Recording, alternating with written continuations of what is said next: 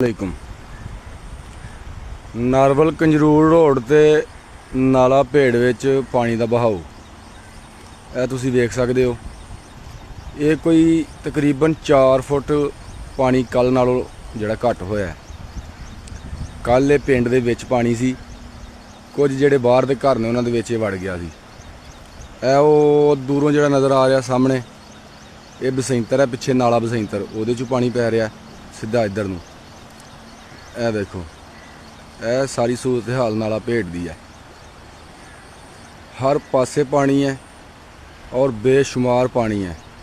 ਇਹ ਸਾਰਾ ਪਾਣੀ ਜਾ ਕੇ ਜਿਹੜਾ ਬਸੰਤਰ ਦਾ ਨਾਲਾ ਵਈ ਦਾ ਔਰ ਇਸ ਨਾਲੇ ਭੇੜ ਦਾ ਇਹ ਜਾ ਕੇ ਇਕੱਠਾ ਹੁੰਦਾ ਹੈ ਜੱਸੜ ਦੇ ਮੁਕਾਮ ਤੇ, ਔਰ ਉੱਥੇ ਬਹੁਤ ਜ਼ਿਆਦਾ ਸ਼ਿੱਦਤ ਆ ਪਾਣੀ ਦੀ।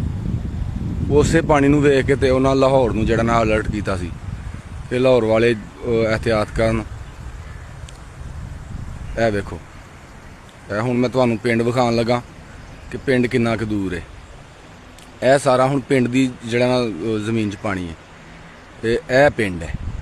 ਇਹ ਵੇਖੋ, ਸਾਰਾ ਪਿੰਡ ਦੇ ਨਾਲ ਲੱਗਿਆ ਦਰਖਤਾਂ ਦੇ। ਤੁਸੀਂ ਵੇਖੋ, ਇਹ ਜਿਹੜਾ ਸਾਹਮਣੇ ਘਰ ਨਜ਼ਰ ਆ ਰਿਹਾ ਇਹਦੇ ਵਿੱਚ ਥੱਲੇ ਪਿੱਛੇ ਪਾਣੀ ਲੱਗਾ ਸੀ ਬੈਕ ਸਾਈਡ ਦੇ 2-2 3-3 ਫੁੱਟ।